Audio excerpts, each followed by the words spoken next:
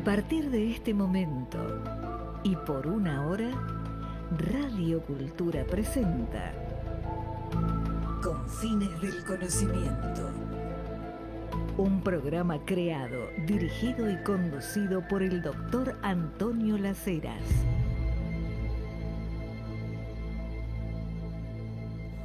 Aquí estamos, nueva etapa, nuevo horario, pero siempre acá en Radio Cultura, agradeciendo a las autoridades de Radio Cultura, a todo el equipo técnico, que me dan la oportunidad de estar haciendo acá, como se decía en mis tiempos en que aprendía comunicaciones sociales, en vivo y en directo, este espacio con fines del conocimiento. Con fines del conocimiento. Un espacio donde pretendemos hablar de lo que no se habla en otros medios, porque son temas que están ahí en los confines. Pero antes de eso, por supuesto, hoy es 2 de abril, así que, primero decir, las Malvinas son argentinas. Punto. El corazón palpitante para todos nuestros héroes de Malvinas. Para aquellos que dejaron este plano en aquel territorio y en nuestro mar argentino. Y nuestro gran y luminoso abrazo para quienes todavía nos acompañan, los héroes veteranos de las guerras de Malvinas. Tenemos hoy como día de homenaje, feriado nacional. Pero el recuerdo lo tenemos todos los días del año. Dicho esto, empezar a hablar de confines del conocimiento. Un tema que me han estado preguntando mucho, sobre todo en las redes sociales, porque algo hablábamos de eso cuando terminamos el ciclo de 2024, aquí también en Radio Cultura. ¿Qué es lo que pienso cuando hablamos de el origen del universo? ¿Qué es lo que pienso cuando hablamos de lo que la antropología académica, universitaria, científica, llama el hombre moderno? Y la verdad que me estimula mucho esas inquietudes. Primero, el tema del origen del universo.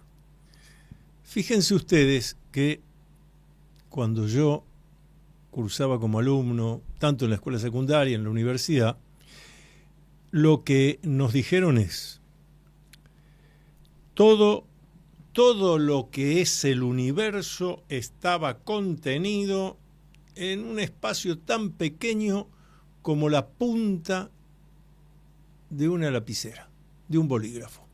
Ahí, en esta pequeñez, estaba contenido todo el universo. Todo esto que nosotros, día de cielo despejado, miramos con el telescopio, a ojo desnudo también, pero con el telescopio que vemos allá nebulosas, allá galaxias, objetos que están a 1000 años luz de distancia. Y estoy hablando de cerca. Acuérdense que 1000 años luz es la distancia que recorre la luz en 1000 años terrestre, recordando que la velocidad de la luz es 300.000 kilómetros por segundo. No me equivoqué, 300.000 kilómetros por segundo. Y yendo a 300.000 kilómetros por segundo, tardaremos 1000 años en ir a tal lado, 10.000 a tal otro y mucho más. Sin embargo, lo que nos enseñaron es todo eso que contiene al universo estaba en algo del tamaño de la punta de un bolígrafo. Y se produjo la gran explosión, lo que se conoce como el Big Bang. Y a partir de ahí el universo empezó a expandirse. Frente a esto yo le he preguntado siempre a los astrofísicos, a los astrónomos, a los físicos. Les he dicho, muy interesante esto, muy interesante como hipótesis y hasta como una fantasía. Y digo fantasía y acepto el debate, porque lo que necesito que me respondan es a mi pregunta de cómo fue creado ese puntito del tamaño de un bolígrafo que contenía todo lo que es el universo y se va expandiendo. Porque ustedes me están hablando del Big Bang. En determinado momento pasó esto y a partir de ahí empezó a expandirse. Y antes era ese puntito. Pero yo lo que les pregunto es, ¿de dónde salió ese puntito? ¿Cómo surgió? ¿Y por qué en determinado momento se produce la expansión? Y en general la respuesta que he recibido es: doctor Lacera, no venga con estas cosas, esas preguntas que usted hace, eso es metafísica, metafísica. El prefijo griego meta significa más allá, eso está más allá de lo físico. Y algo metafísico es casi del orden de, ni siquiera de lo filosófico. Pongamos que fuera de lo filosófico. Pero yo la interpretación que hago, la metáfora, la comparación que hago, pero esto es como si un biólogo me hablara de un bebé, me dice, vea las eras, acá está el bebé, de días de nacido. Bueno, muy bien, es un bebé perfecto, va a crecer, va a ser una persona grande, vaya a saber, por ahí viaja a Júpiter ya para esa época, cuando sea grande. Sí, pero yo le voy a preguntar, ¿de dónde salió este bebé? Y en la comparación que hago es como si el biólogo me dijera, las eras, déjese de bromar, eso es metafísica. No, no es metafísica. Nació de una madre. Para que esa madre quedara embarazada tenían que pasar ciertas cosas. El embarazo llevó determinado periodo, etcétera, etcétera. Pero acá está pasando lo mismo. Acá nos están hablando de, sí, estaba todo contenido en un puntito. Y en determinado momento se empezó a expandir. Es como decir, acá nació el bebé, sí, pero ¿qué había antes? Las eras, no vengan a bromar con esto, es metafísica. No, había una madre, un padre, una historia. Entonces, esto es lo que la ciencia no nos responde. Nos está respondiendo a partir de determinado momento en más y, objetivamente, usando el pensamiento racional reflexivo, tengo todo el derecho a decir, pero esto es una hipótesis, esto es una fantasía. Porque si yo no conozco cómo surge algo, todo lo que diga después está subsumido a mi duda original. Ni siquiera duda, a mi desconocimiento original, porque no puedo decir de dónde salió toda esa sustancia que estaba en la punta de algo del tamaño de un bolígrafo, y con el tiempo y en un momento determinado, ¿por qué en ese momento? ¿Por qué no ocurrió antes? ¿Por qué no ocurre después? ¿Por qué ocurrió? No hay respuestas. Hay hipótesis. Entonces, fíjense ustedes qué importante que es esto cuando hablamos de los confines del conocimiento, porque hay cosas que damos por sentadas. Yo hablaba con unos físicos cuánticos que me decían, no, pero hoy ya no pensamos que la materia estuviera como si fuera un puntito de un bolígrafo. No. Hoy pensamos que en realidad esa materia estaba, la que contenía todo el universo, estaba como como si fueran unos cortinados.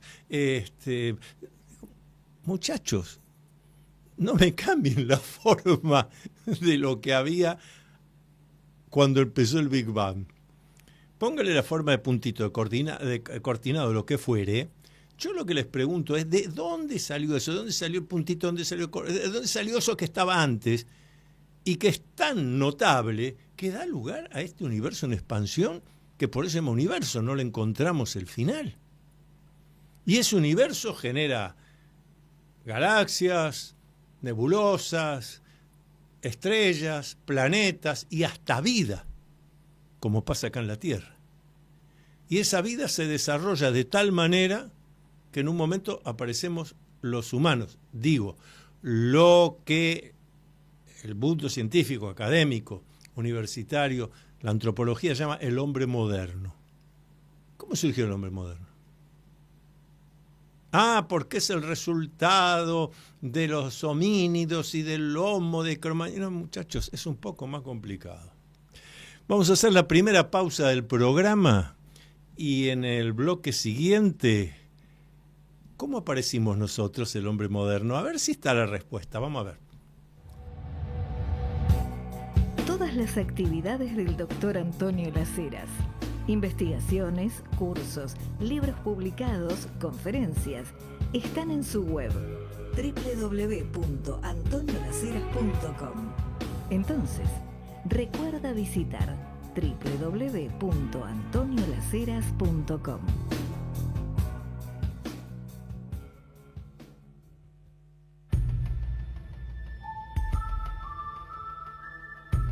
Usted está acompañando al Dr. Antonio Las Heras en su programa Confines del Conocimiento por Radio Cultura.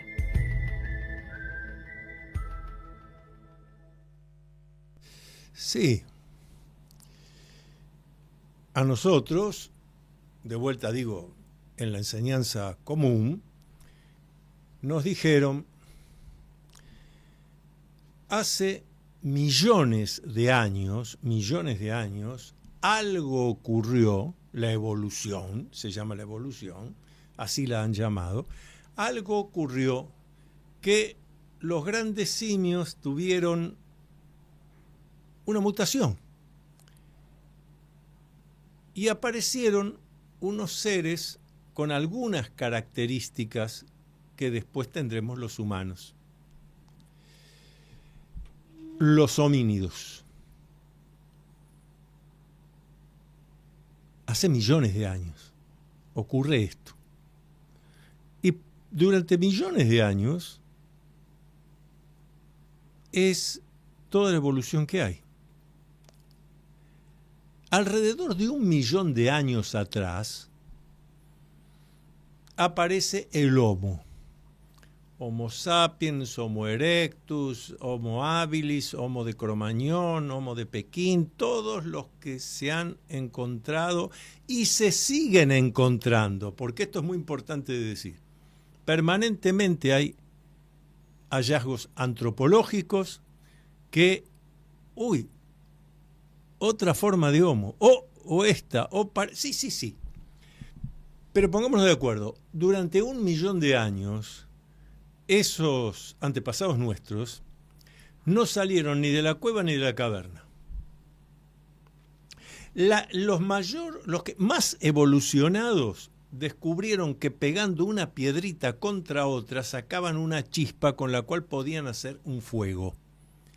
Y los que no hicieron semejante hallazgo tenían que asegurarse que las mujeres, los chicos que no estaban en edad de salir de cacería, lo que en esa época sería la gente grande que tampoco podía ir ya de cacería o estaban lastimados y tenían que quedar en la cueva o en la caverna, repito, en la cueva o en la caverna, tenían que cuidar el fuego, porque si el fuego se apagaba, había que esperar a que viniera una tormenta eléctrica, un rayo le pegara a un árbol que estuviera seco, se iniciara un incendio y entonces juntar esas maderitas encendidas para llevarlas a la cueva y cuidarlas las 24 horas del día.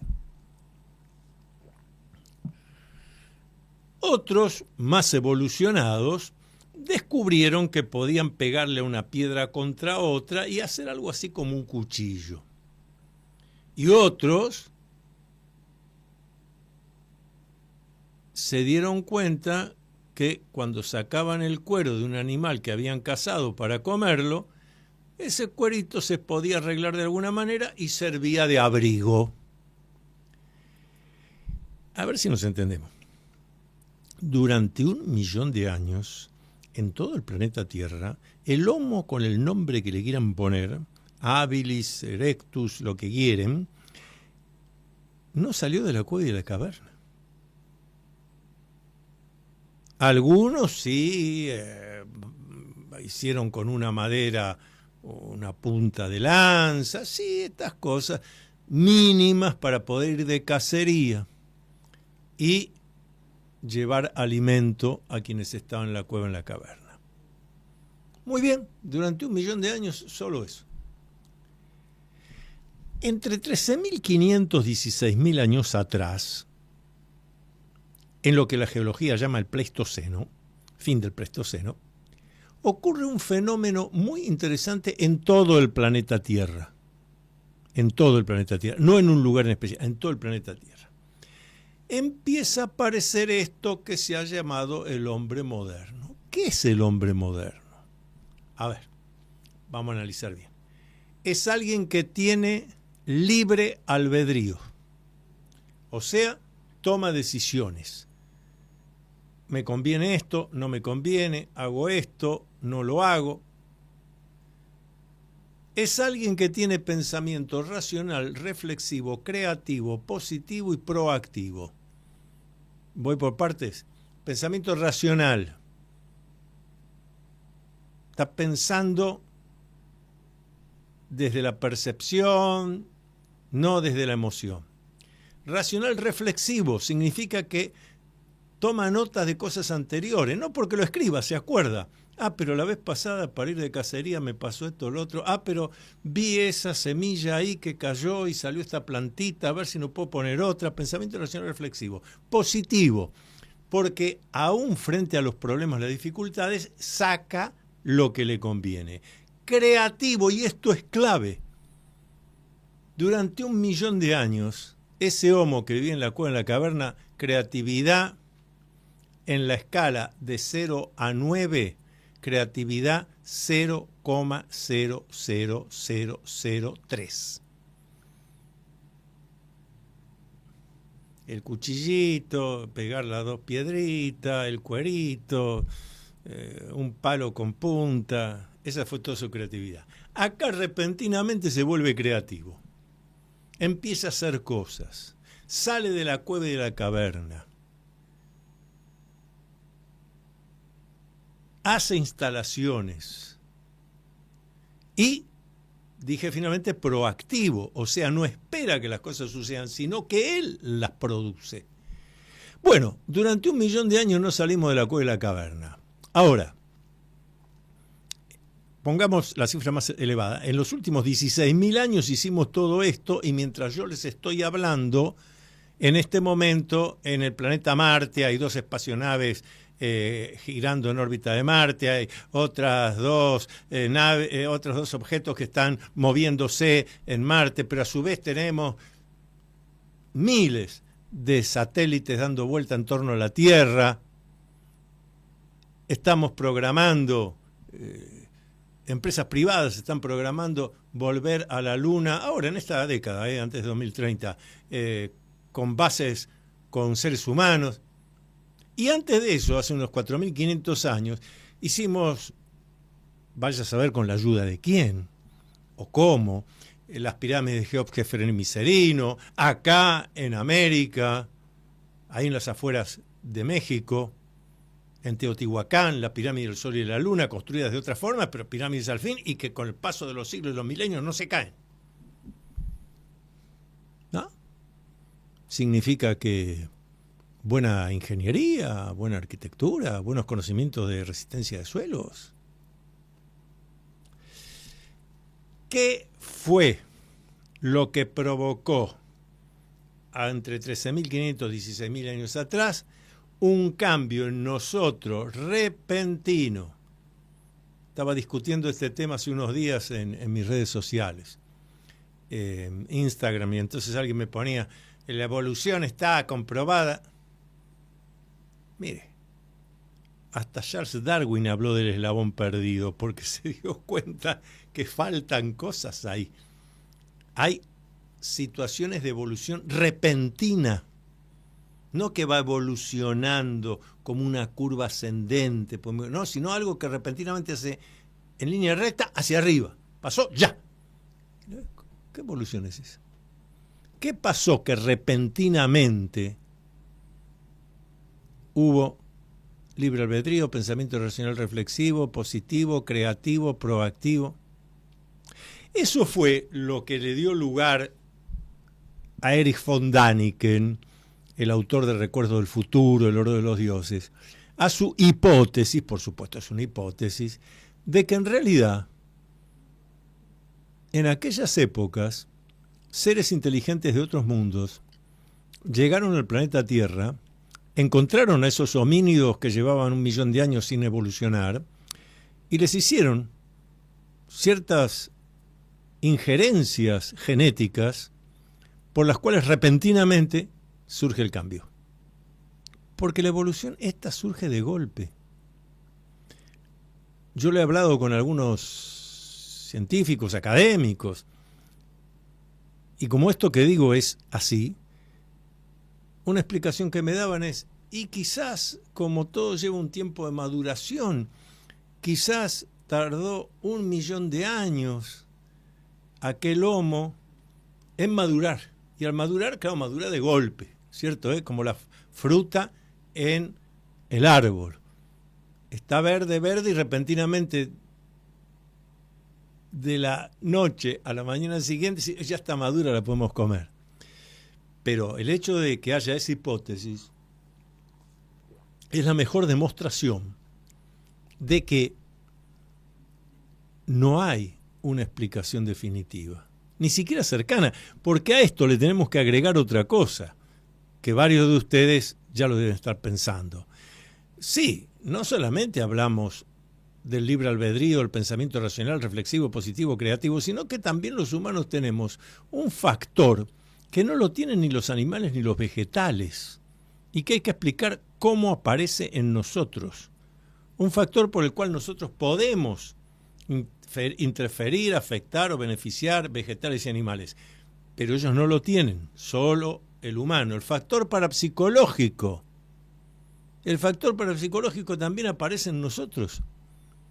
¿De dónde salió?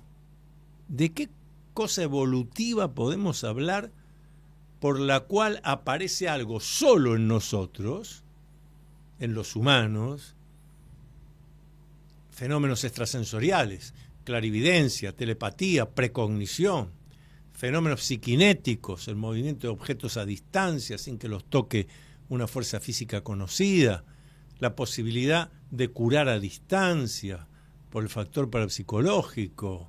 Y esto se ha investigado en laboratorio, está bien estudiado, pero no nos vamos a poner a discutir aquí la realidad de la parapsicología.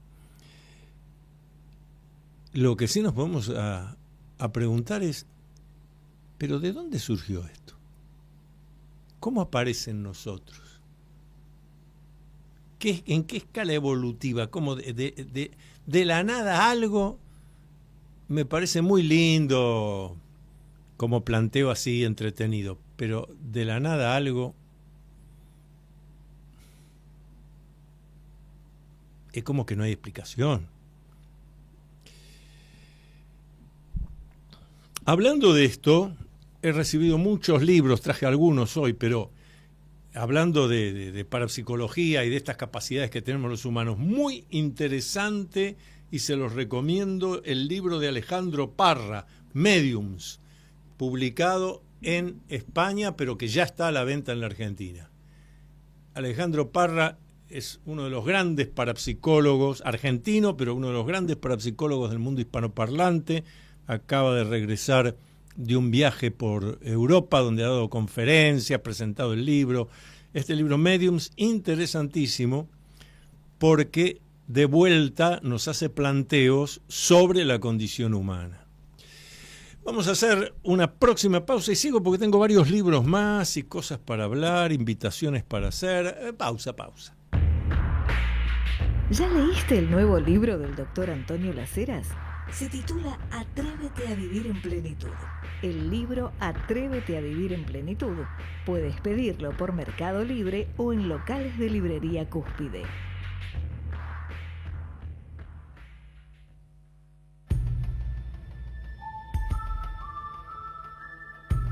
Usted está acompañando al doctor Antonio Las Heras en su programa Con Fines del Conocimiento por Radio Cultura. Tenemos algunas invitaciones para hacer. Mañana jueves, en la Sociedad Argentina de Escritores, calle Uruguay 1371.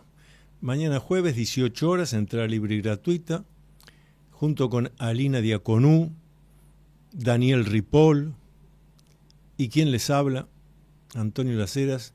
Vamos a hacer un homenaje a Jean-Paul Sartre. Jean-Paul Sartre se cumplen 120 años de su nacimiento, digo bien, sí, efectivamente.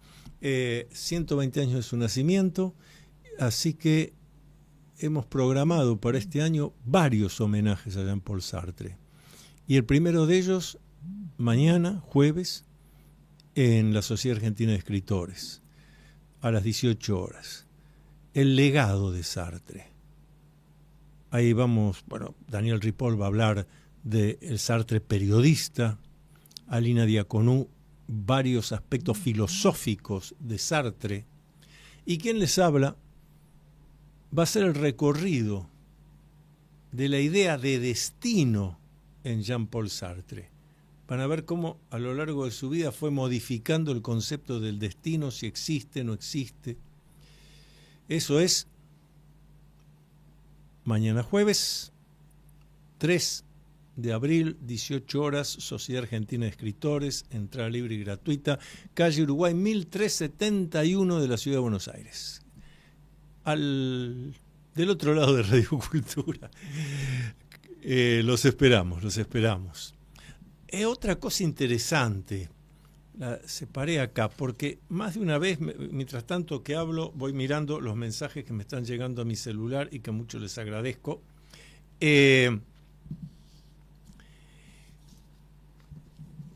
Muchos me han preguntado sobre qué recomiendo yo de actividades armonizadoras.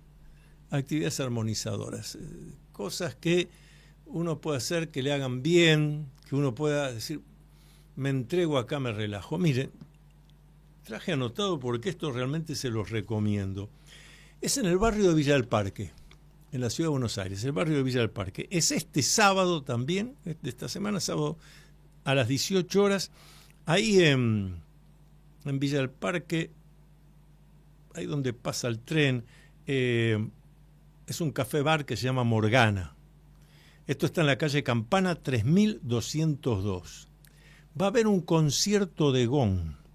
Un concierto de gong con entrada libre y gratuita, y después al final pasan la gorra, si le pasaron bien. Un concierto de gong, les vuelvo a decir, este sábado, 18 horas, Campana 3202. Un concierto de gong a cargo de una verdadera especialista en el tema. Alguien que ha estado en la India, no como turista, sino que ha estado en los monasterios, que ha aprendido los métodos y técnicas, que es Viviana del Río. Así que realmente los invito, es imperdible. Y un sábado a la tarde a las 18 horas me pareció muy buena idea, porque digo, qué mejor para después irse a descansar, sentir toda esa armonización que el concierto de gong produce y aprovechar un domingo en positivo. Así que quedan invitados.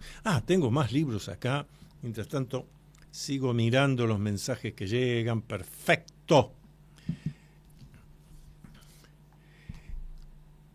Estuve presentando en el centro cultural que tiene ahí en la calle Balcarce al 700, Grupo Argentinidad, la editorial Grupo Argentinidad, el libro de Andrea Luna, Eldin, hijo de Liam.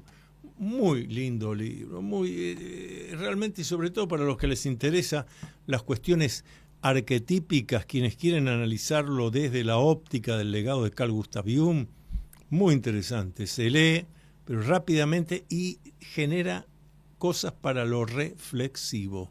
Muy, muy interesante. para lo reflexivo. Esto es fundamental. Y acá tengo otro libro, de este subrayé cosas. El libro es de Edouard Jouret. Tiene un prólogo de Eduardo Calaey, que ha estado acá en nuestro programa el año pasado. El libro se llama Jesús y los esenios. No me equivoqué, ¿eh? Es Jesús y los esenios. Es la reedición, que es un texto realmente importante para los que nos interesa profundizar en la esencia de lo humano, no en lo religioso, sino en lo espiritual.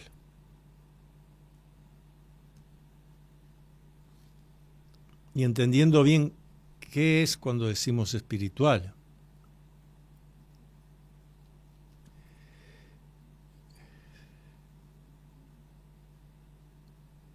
Es, a ver, algo de lo que tengo anotado acá.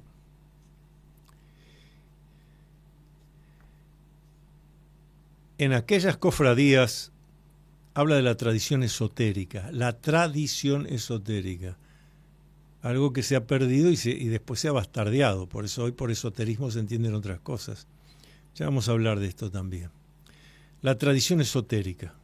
Dice, en aquellas cofradías se conservaron en efecto los restos de la ciencia de Moisés, la música sagrada, es lo que estamos hablando recién, del sonido como armonizador. La música sagrada con sus modos y sus poderes, la terapéutica oculta, en fin, el arte de la adivinación que los grandes profetas desplegaron con una pujanza, una alteza y una abnegación magistrales. La adivinación, sigue diciendo Jouret, ha existido bajo las formas y por los más diversos medios en todos los pueblos del antiguo. Estos son temas que hay que desarrollar, porque después las cosas se van bastardeando, y al bastardearse se usan los mismos términos, pero se habla de otra cosa que nada tiene que ver, lo que se llama lo profano. ¿Ve? Acá habla la tradición secreta de los iniciados. La tradición secreta de los iniciados. ¿Qué es iniciados? Bueno, aquellos que han atravesado determinadas ceremonias y rituales por las cuales se abren a cosas que están más allá de lo material.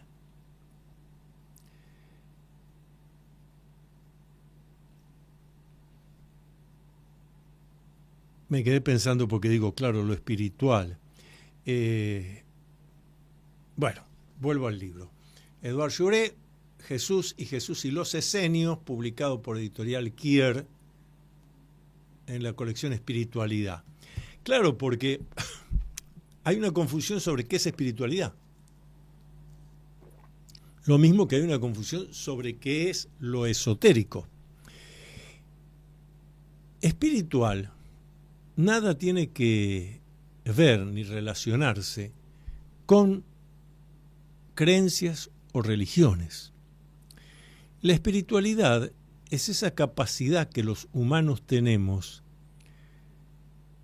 y en general la mayoría no despliega, para buscar entender cuál es el rol y función que cada uno de nosotros ha sido llamado a realizar en lo que me gusta designar la gran arquitectura universal.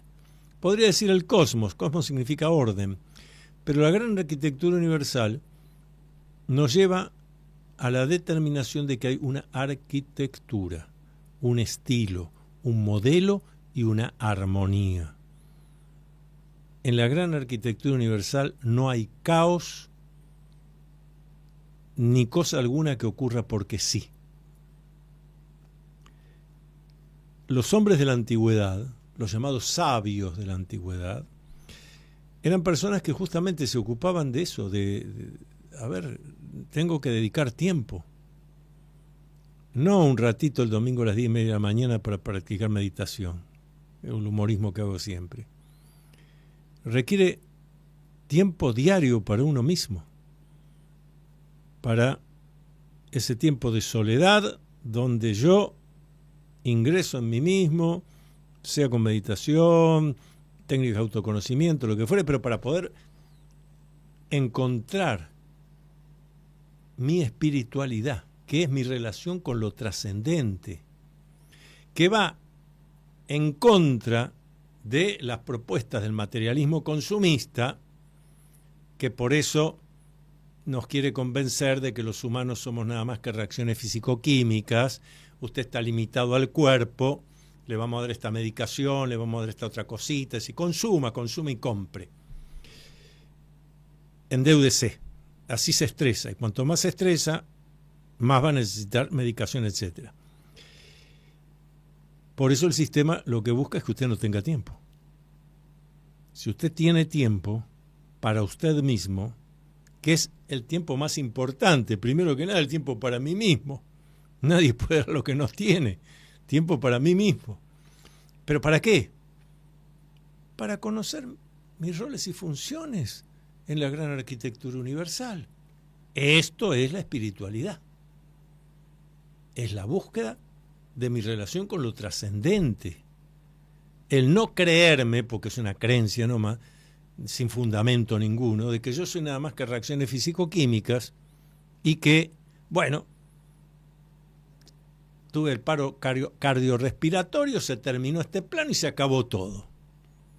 Por eso, cuando llego a este punto, me gusta recordar esa frase de ese filósofo argentino del siglo XX, a quien conocí, traté, tuvimos tantas conversaciones privadas,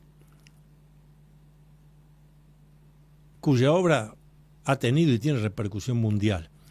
Mario Rodríguez Cobos, el escritor y filósofo mendocino, que quizás por Mario Rodríguez Cobos no lo ubiquen, pero por el seudónimo que utilizó y que puso en sus libros y demás, lo van a recordar. Silo. El autor del siloísmo, el creador del siloísmo, el fundador del Partido Humanista, un hombre cuya obra se ha extendido en todo el mundo. Y Silo me dijo una vez, pero después se publicó, pero me dijo una vez: Antonio, unos años antes de que él desencarnara, ahora en septiembre se van a cumplir 15 años de que desencarnó, y él me dijo: Antonio, si el sentido de la vida fuera la muerte, ¿qué sentido tendría la vida? Después lo publicó en algunos lados. Por eso nosotros no decimos murió, decimos desencarnó. Es verdad, el cuerpo ya no está, pero la vida continúa. Porque los humanos somos mucho más que reacciones físico-químicas.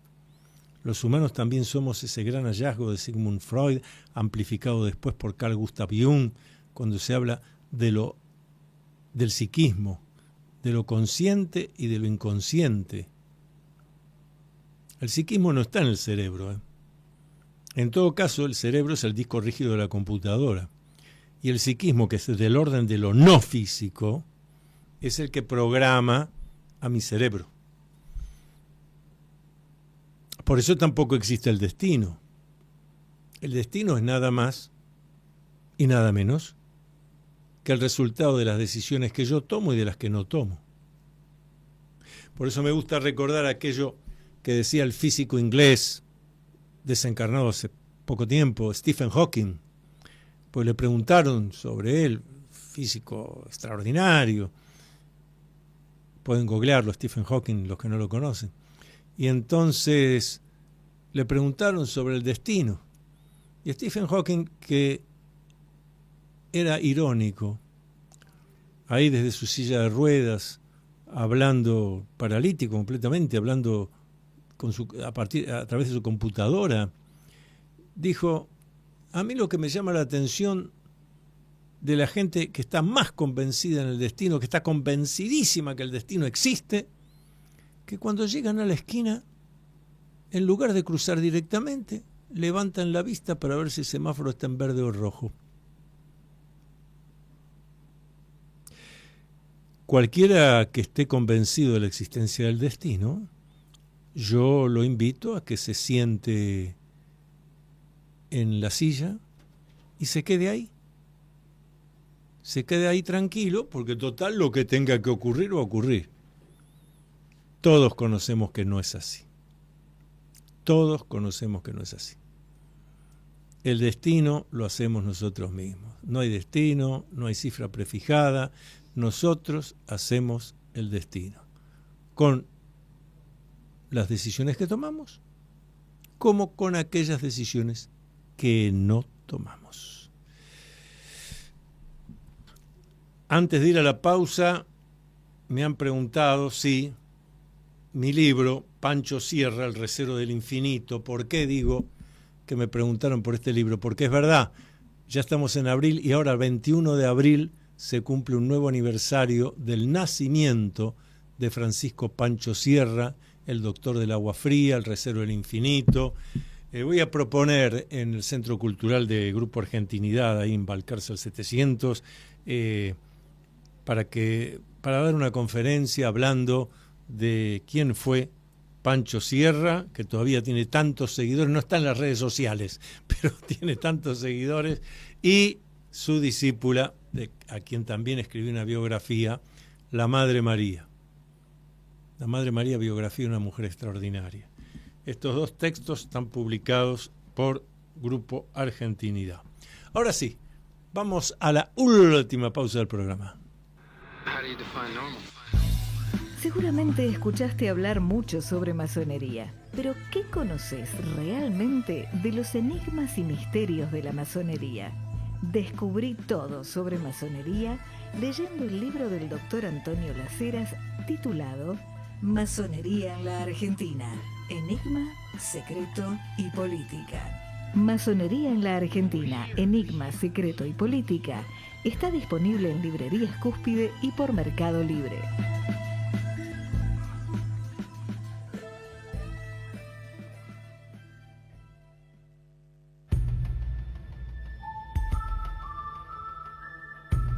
Usted está acompañando al doctor Antonio Las Heras en su programa Con Fines del Conocimiento por Radio Cultura.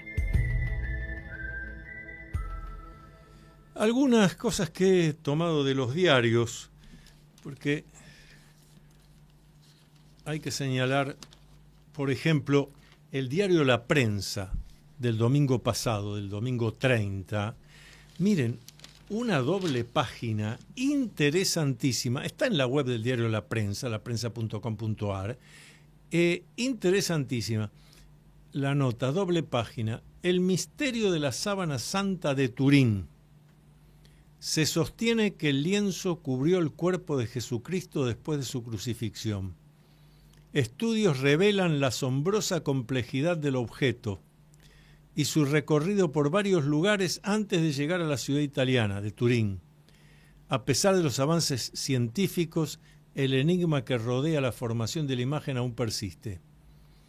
Una excelente nota de Mariana Badeni en La Prensa del domingo pasado. El título es El misterio de la sábana santa de Turín. Está en la web del diario, en laprensa.com.ar. Al final de la nota hace todo un cálculo de probabilidades y demuestra que no hay forma de explicar de dónde salió este objeto. Interesantísimo. También en crónica del domingo encontré acá Creer o Reventar. Dice tener recuerdos aterradores. Corrientes, la provincia de Corrientes, en vilo, pánico por misteriosa teletransportación. Entonces algunos me han preguntado qué pienso yo, autor de tantos libros sobre ovnis, investigador del tema desde hace prácticamente 5 décadas ya. ¿Qué pienso esto de las teletransportaciones, de las abducciones? Y yo en todos los casos señalo lo mismo. Primero, me llama poderosamente la atención que los abducidos nunca nos hayan traído un conocimiento nuevo, una información nueva, algo concreto diferente. Más de una vez, conversando con abducidos, que lo he hecho durante años, me hablan de que les mandaron un legado, de que hay que ser bueno, de la ética, de la moral. ¿Y qué quieren que les diga? No me cierra. Me parece que caemos nuevamente en cuestiones de buenismo. Me sería más aceptable que me hicieran un comentario sobre algo que no se conoce y que nuestra ciencia no conoce y se pueda conocer. Por otro lado, sea abducido, conectado, contactado, como se llame, la persona tiene que permitir que se le haga un estudio interdisciplinario desde la psicología, la medicina, la antropología. Si hay que hacer todo un estudio, incluso lo parapsicológico, porque no nos podemos quedar con esta persona me cuenta. Y más de una vez me cuenta y dice, sí, me desperté y ahí me acordé, o yo, sí, pasó así, pero hay tantas lagunas. Y se han hecho estudios en otras épocas con contactados, etcétera, que se han revelado cosas más que interesantes. Me acuerdo de mi época juvenil en Estados Unidos, el matrimonio Barney y Betty Hill.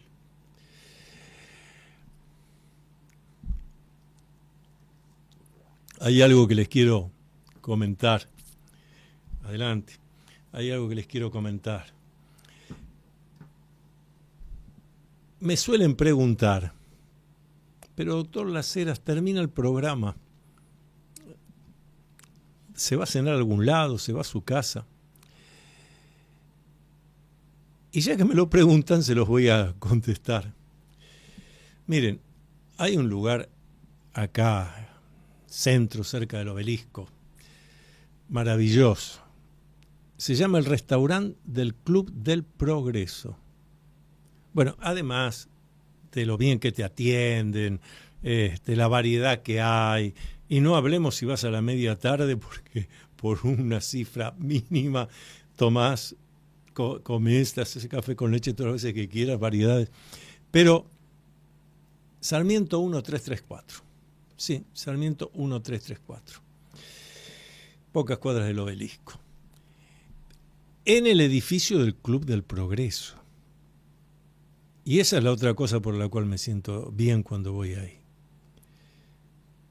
Además de la serenidad, de la amplitud, hasta hay un jardín donde podés cenar o almorzar tranquilo o a la media tarde.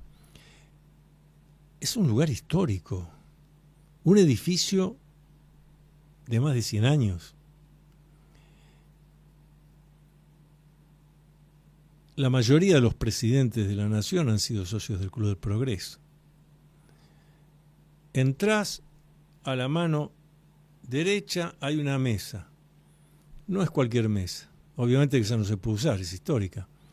Es la mesa donde cuando Leandro Alem se suicidó, pegó un tiro, estaba todavía vivo, era socio del Club del Progreso, llegaba ahí al Club del Progreso en un carruaje, y lo pusieron sobre esa mesa para los médicos que estaban ahí. Y desencarnó. Un lugar realmente de una trascendencia, así que para los que me preguntan lo voy a seguir diciendo, porque lo digo con mucho gusto. No estoy haciendo publicidad, estoy diciendo realmente algo donde me siento cómodo, donde a veces antes de venir a la radio me quedo ahí trabajando, tomando algo. Serenidad, armonía en pleno centro. No es simple encontrar eso. El restaurante del Club del Progreso, ahí en Sarmiento 1334, así que termina el programa y iré para allá. Pocas cuadras del Obelisco. Y, hablando de cosas para recomendar, acuérdense que todos los domingos el diario Crónica trae un suplemento especial que es el suplemento paranormal. Este es el del domingo pasado. Suplemento paranormal. Ahí estamos el amigo y colega Carlos Parodi, quien les habla, Jorge Fernández Gentile lo coordina, Karina Limura. Bueno, para los que les interesa, ahí está. Y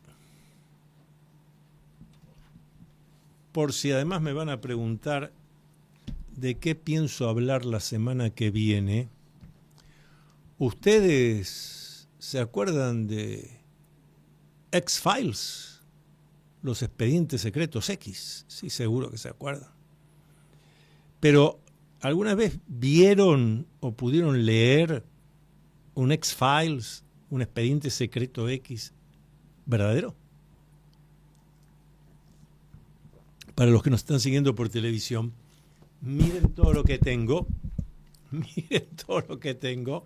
Miren el volumen de esto.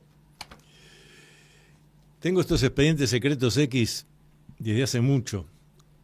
He estado trabajando con ellos, con mi equipo, en grupo. Pero he decidido que vamos a empezar a difundir todo esto. Miren, por ejemplo, Departamento de Estado. Aquí habla de un objeto que apareció en determinado lado. Aquí otro. Este viene de la Embajada de Estados Unidos en Katmandú al Departamento de Defensa. National Military Command Center. Tienen partes tachadas porque siguen siendo absolutamente secretas, pero hay partes que me permiten conocer qué pasó, dónde se vio el objeto desconocido. Acá hay un informe que tiene más de 20 páginas. Expedientes secretos X. Ya les voy a contar de qué manera los pudimos obtener. Este es nada más que un grupo. Tenemos varios paquetes de estos que, sosteniéndonos en el acta de libertad de información que hay en Estados Unidos, hicimos el pedido. No he sido el único. Está por acá. Acá está la carta, Mr. Antonio Las Heras, etcétera, etcétera. Dear Mr. Antonio Las Heras. Y firma por el Departamento de Defensa, Agencia de Inteligencia, tal y cual. Jefe del área de el acta de información, de libre información. Mucho material. Mucho material. Existen estos expedientes secretos. Si ustedes los piden, algunos son menos secretos. Igual, como les dije, vienen con tachaduras, etcétera. Y ha habido mucha actividad de este tipo en los últimos años, a partir de que terminó la pandemia. El Congreso de los Estados Unidos, incluso hay una comisión, un comité que está recibiendo astrofísicos, científicos, militares retirados. Uno de ellos, un astrofísico, llegó a decir que pensaba que los supuestos visitantes extraterrestres en realidad son viajeros en el tiempo, humanos que vienen del futuro para poder constatar realmente cómo ocurrieron las cosas y hacer una verdadera historia. Por eso no se comunican con nosotros. Lo que en ciencias humanísticas llamamos observación no participante. Muy interesante, muy interesante. Les recuerdo mis redes sociales. En Facebook me encuentran como Antonio Las Heras. En Instagram, a Las Heras 1. La A de Antonio, a Las Heras 1, con el número 1. @ a Las Heras 1. En Twitter, ahora es X, o sea X, @ Las Heras Antonio. Y si me quieren escribir, mi email es alaseras, la de Antonio, alaseras, @hotmail.com. Seguimos por Radio Cultura. Miércoles que viene, 20 horas, plena semana tengamos, y luminoso abrazo para todos y cada uno. Hasta aquí, usted acompañó al doctor Antonio Las Heras en su programa Confines del Conocimiento. Regresamos el próximo miércoles a las 20 horas por Radio Cultura.